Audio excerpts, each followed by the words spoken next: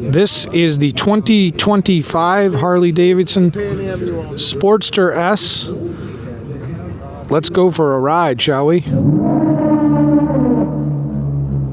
Hey, welcome back to the channel. It's Firefighter Pete. This is the 2025 Harley-Davidson Sportster S. S for special model. These bikes are cool. Man, they've got a lot of things going for them. Same RevMax motor is found in the Pan Americas, but these have a few other things going on, such as belt drive, better suspension. I mean, there's just a lot of cool things. Let's go for a ride. All right, fired up and ready to go. The Sportster S, a cool bike throwing back to the way the Harley got famous with its sport bikes, right back to the Sportster. Now the S is the special. A lot of really cool things about this bike that they're sharing with the other RevMax motor platforms, which is the Nightster and the Pan America. Of course, the Pan America has the same engine, the 1250, and the Nightsters have the 975 cc motor, so a little bit tuned down, right around 120-ish horsepower. This platform is a little bit bigger. Back boys, what you want, what you want. Back boys. All right, let's do this. Wow. So immediately, not the first time I've ridden one of these. I've done a few videos on these bikes and spent some time on it. I really like the 1250 platform because the motor has so much power. But this motor is detuned from the Pan America to provide a little bit more down-low torque.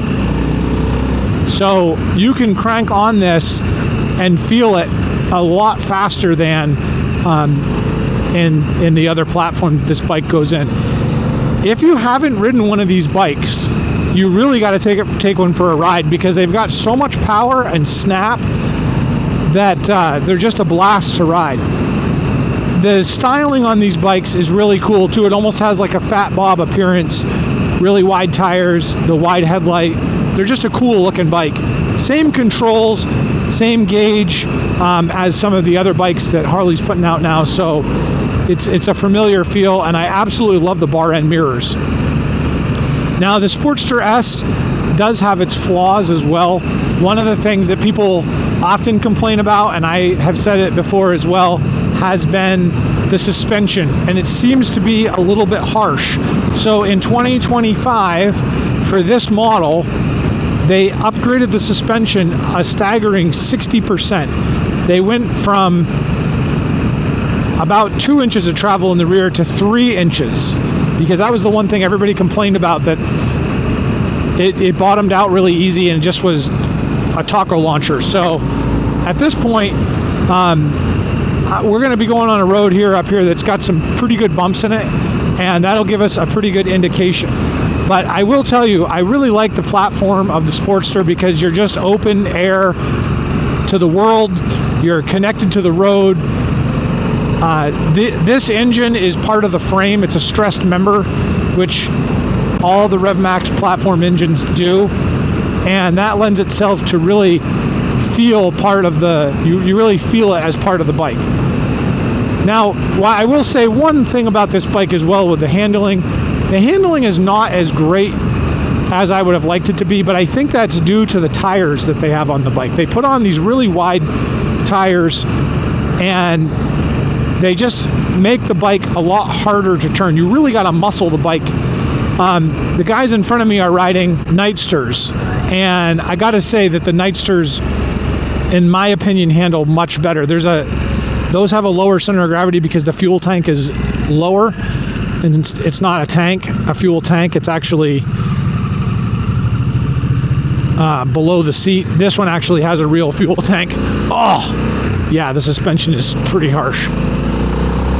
But this engine has a lot more grunt than the ones in front of me. The 975s are just, you got to wind them up a little bit more, but they do have a lot of power.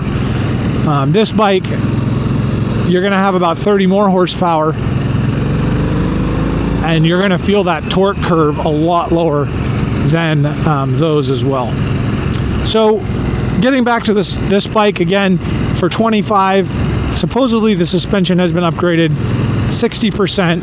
I can tell you just from the few bumps I've been on right now, this bike still has very aggressive suspension. There are some aftermarket mods now available for these bikes because they've been out for a while. Such as a chiropractor visit. Some of the aftermarket accessories for this platform of bikes have come on, and they're actually really good. Probably one of the ones I would reach for first is a suspension update. Just something to make the bike a little bit more plush. It's also got forward controls on this bike. They do still sell, from what I've been told, the mid-mount controls, and the mid-mount controls are good because it puts your feet down, you know, below your hips. But the problem with that is that because the bike's platform is so small, you tend to feel really, really crunched up, almost like a sport bike position. And at least with the forward controls, you have a little bit more room. Now, I was also told,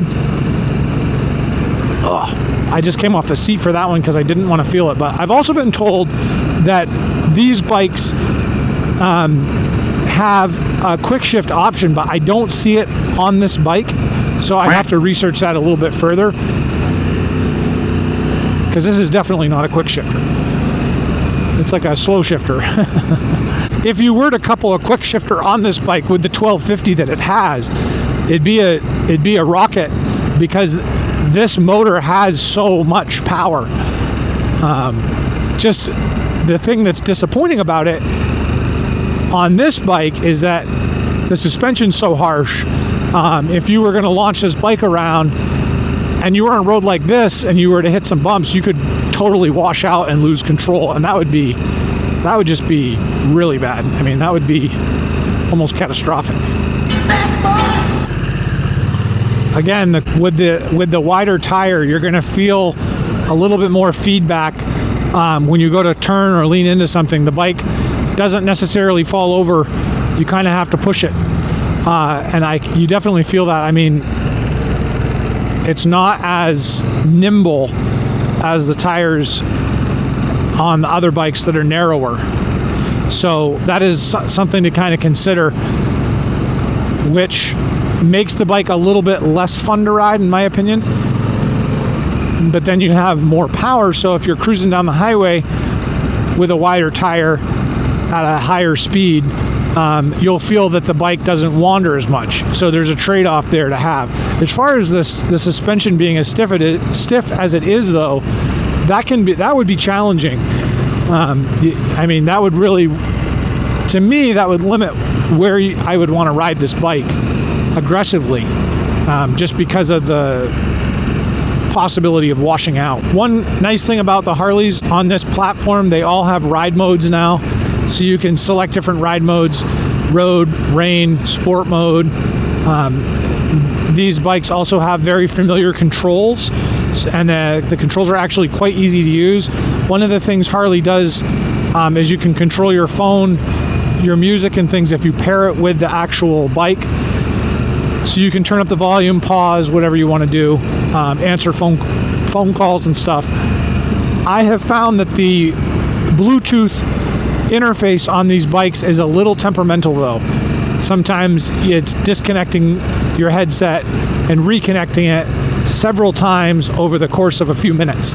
Finally, it tends to latch on and stop doing that, but again, it's just really a little disappointing, and it's not like I'm using old technology. I have an iPhone and a Pack Talk headset, so they're both really good. And Harley says, "Oh, you're supposed to use the Harley headset," and it's like, no, I don't need to do that.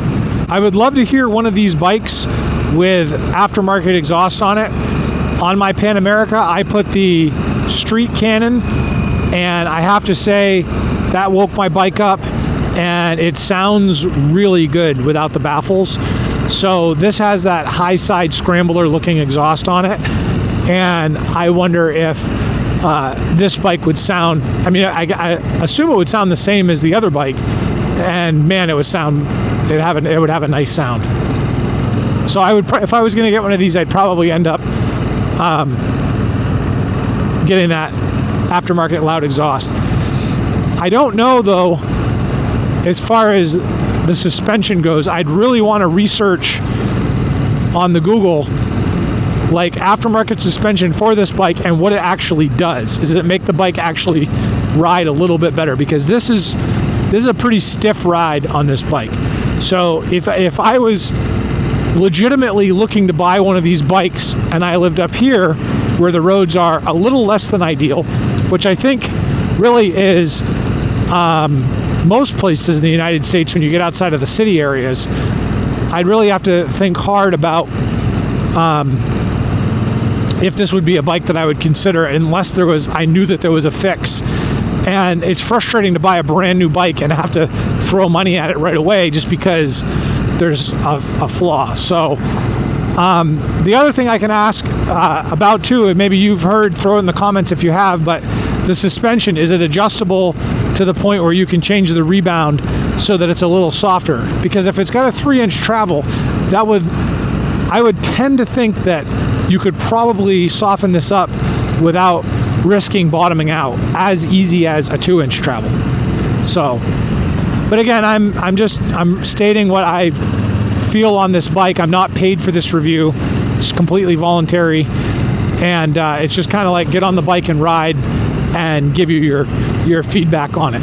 And again, I rode this bike when it first came out, and I've rode it every year since it has come out on an extended 20 to 30 minute ride on a variety of terrains, and I've always felt like the steering is a little sluggish, the suspension is really harsh, but the grin that you get when you wind this thing up is amazing. We're waiting for Tweedledee again. All right, let's go.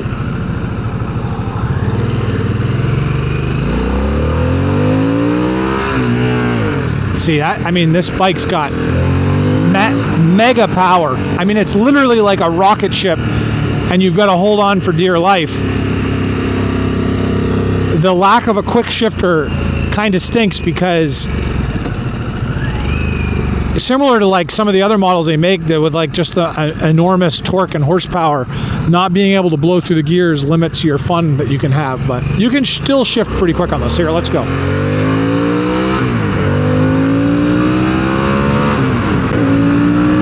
Yeah. Oh, and the brakes are great.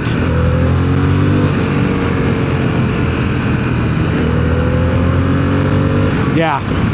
So this bike has a ton of power. Like I said, when you get out on the flat, on the smooth, it's very stable because of the wide tires, and it has a lot of power. When you get on the back roads, you really got to be careful. Even though we were doing the speed limit and there was lots of police, obviously, on that back road, I'm not sure I would want to go much faster than that because of the harshness of the suspension. But again, if you're in an area where you're on the highway, often on the highway, or well-maintained roads frequently, and that's where you're going to be riding this bike, you would have a blast with this bike because it's very stable with the wide tire, and it has a lot of power. So that's my thoughts on this bike. Let me know what your thoughts are. If you've ridden it, do you have one? Have you fixed the suspension? Am I a baby? I don't know. Let me know your thoughts on it. Throw them down in the comments. We appreciate you subscribing, and as always, ride safe.